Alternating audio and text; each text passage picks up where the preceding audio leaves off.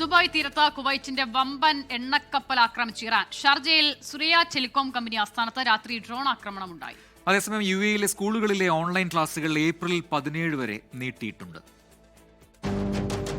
UAE സമയം രാത്രി 12-ഓടെയായിരുന്നു ദുബായിൽ നിന്ന് 34 നോട്ടിക്കൽ മൈൽ അകലെയുള്ള അൽ സലമി എണ്ണക്കപ്പൽ ആക്രമിക്കപ്പെട്ടത്. 332 മീറ്റർ നീളവും 60 മീറ്റർ വീതിയുമുള്ള കുവൈറ്റിന്റെ വമ്പൻ എണ്ണക്കപ്പലാണിത്.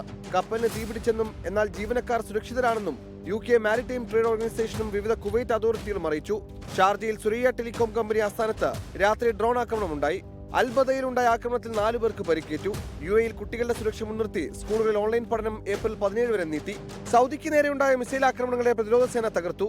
റിയാദ്, അൽഖർജ് ഭാഗങ്ങളിലും കിഴക്കൻ പ്രവിശ്യയിലുമാണ് ഇന്ന് ആക്രമണം ഉണ്ടായത്. കുവൈറ്റിലും ബഹ്റൈനിലും രാവിലെ ആക്രമണ ശ്രമം ഉണ്ടായി. ഇതിനിടെ സൗദി അറേബ്യ, ജോർദാൻ, ഖത്തർ എന്നീ രാജ്യങ്ങളുടെ ഭരണാധികാരി 24 ദുബായ്. ഒട്ടും ആശ്വാസമല്ല പശ്ചിമേഷ്യയിൽ നിന്നൊക്കെ വരുന്ന റിപ്പോർട്ടുകൾ എന്ന കാര്യം വ്യക്തമാകേണ്ടത്. ഇപ്പോൾ പോലും അല്പസമയം മുൻപ് നടന്നൊരു സംഭവം കൂടി ഇപ്പോൾ പ്രേക്ഷക ശ്രദ്ധയിലേക്ക് കൊണ്ടുവരികയാണ്. വീണ്ടും ദുബായ് ലക്ഷ്യമാക്കി ഡ്രോൺ ആക്രമണം ഉണ്ടായി എന്നാണ് റിപ്പോർട്ടുകൾ.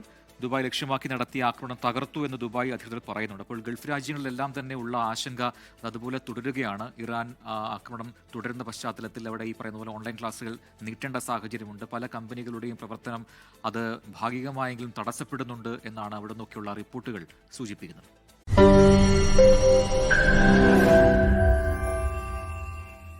ലോകത്തെവിടെയായാലും ഏത് സമയത്തും 24 വാർത്തകളും ഓഗ്മെന്റഡ് റിയാലിറ്റി പാക്കേജുകളും എക്സ്പ്ലെയിനറുകളും വിശദമായി കാണാൻ ഞങ്ങളുടെ YouTube ചാനൽ നിങ്ങൾക്ക് സബ്സ്ക്രൈബ് ചെയ്യാം.